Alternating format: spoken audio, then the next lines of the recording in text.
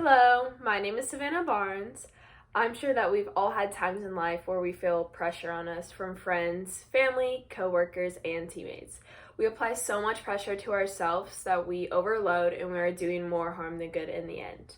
Whether it's choosing to take more classes to boost your GPA, take more sports training clinics, attend more social gatherings, or just taking on a balanced workload. I've had many times where I've chose to not attempt so much at once because it benefited me. Stress-free over stressing. Choosing your mental health over something that will not be a big deal in 10 years from now. Today, I will tell you about the examples of attempting too much. In the end, you either get the same result, a positive result, or a negative result. First, I'm going to explain the Aesop fable, The Boy and the Filberts, to demonstrate to not attempt too much at once. Then I will share a story of my own that gives a more real-life example that maybe you can relate to your life. To start, let's focus on the Aesop fable, The Boy and the Filberts. This fable relates to not attempting too much at once. As retold by the website, The Aesop Fables, a boy was given permission to put his hand into a pitcher to grab some filberts. He grabbed a handful of the nuts, but he was not happy with the amount. So instead of being content with the nuts he had in his hand, he lost more by trying to get more than he could hold. "My boy," said his mother, "be satisfied with the half the nuts you have taken and you will easily get your hand out.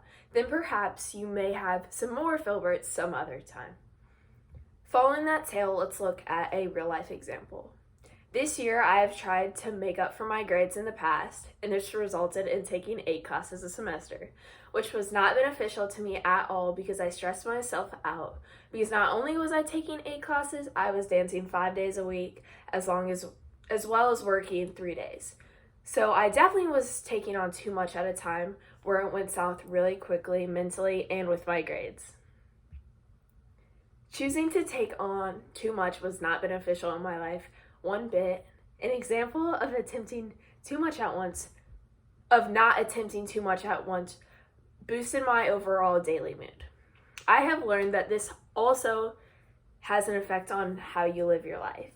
Do you care about living for others' approval or just the way you would like to?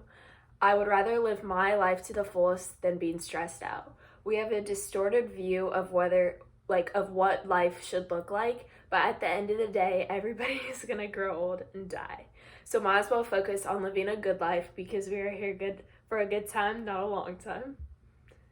My story is very different from The Boy and the Filberts, as I'm not talking about reaching into a jar and pulling out hazelnuts. I'm talking about my workload in life.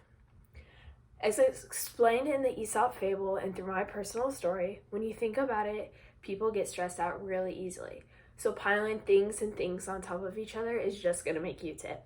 So do not attempt too much at a time. In the end, it matters what you take on because it can negatively affect you or not affect you at all. So just learn how to balance your life with a good workload. Thank you for listening. Any questions?